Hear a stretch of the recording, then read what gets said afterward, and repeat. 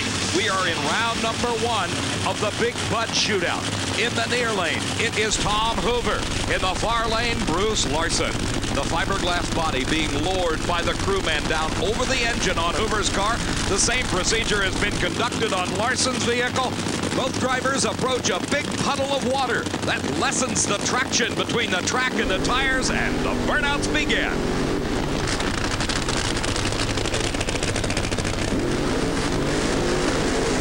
Getting the tires just as hot as possible, the burnout procedure also lays down a fresh surface of rubber on the racetrack. That keeps it consistently sticky. The Big Bud Shootout has been contested here at Indianapolis Raceway Park since its inception back in 1982, when Frank Hawley was the very first winner. He's now driving Darrell Gwynn's Top Fuel Dragster. Don Prudhomme is the defending champion. He made the switch over the winter to Top Fuel and did not qualify for the Budweiser Top Fuel Classic. The final check under the body. Maynard Yanks, the crew chief for Bruce Larson, performing the necessary moves on that engine, while Tom Hoover continues to back up after his long burnout. Hoover qualified in the number 6 spot using mostly midfield performances throughout the 18-race qualifying season. But Bruce Larson had 2 number 1 qualifying spots, a pair of number 2s, and 3 number 3s to head his effort throughout the entire year. The question here is, why has Bruce Larson selected the lane that he just watched Jim White go up in smoke? The lane choice was his, and yet he remained in that lane. Well, I guess that's the obvious answer. Hoover goes up in smoke, and Larson is the winner.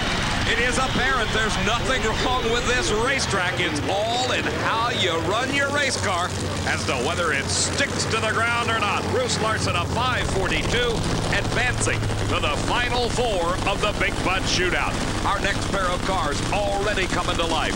Here is the Candies and Hughes Motorcraft Ford Probe. This is Mark Oswald at the wheel.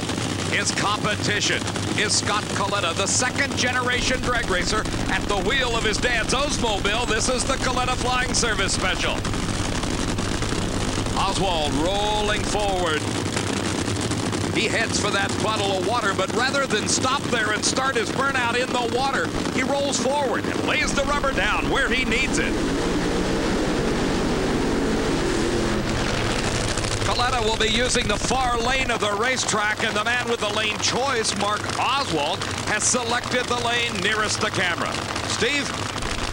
Well, certainly Bruce Larson did not let the fact that Jim White smoked the tires in front of him intimidate him. 5:42 in that same lane. Right back in the ball game. We were worried about this first round because we had a lousy qualifying session, so I think we've got a baseline now.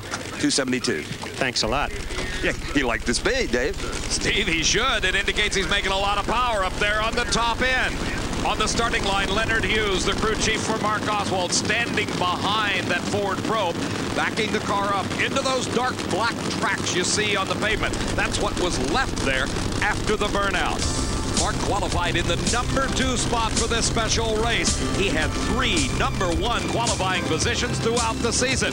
For Scott Kalitta, his best performance in qualifying was 1 number 5 spot, and in fact, he did not qualify at one of the races throughout the season.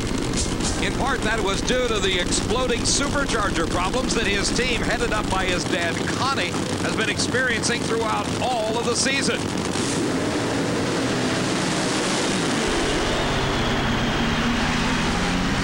No problems here, though. Look at Connie. Is he a happy man?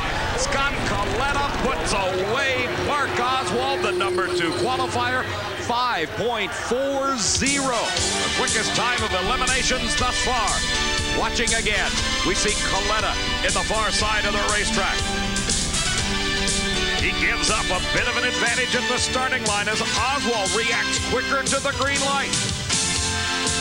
But as they neared the finish line, Kalitta had pulled ahead until by the time they crossed that mark, 1,320 feet away, he had a substantial lead. Tell you what, anyone that was watching that gave this race to Mark Oswald at half track just didn't count on the tenacity of Scott Kalitta. 5:40. Awesome, far out. We finally figured out our problems, I think. I mean, you've been banging a lot of superchargers. Yeah, I think it's just one of them things. We had so many problems with the dragsters through the years. Some things got away from us, and we weren't able to keep up on them. And when you get down, you get mad. Let me give you an ace you can put in your sleeve. You've got lane choice for the final 4 round. Great, thanks. The driver with the quicker time from the previous round has lane choice. Kalitta was 200ths quicker than Bruce Larson.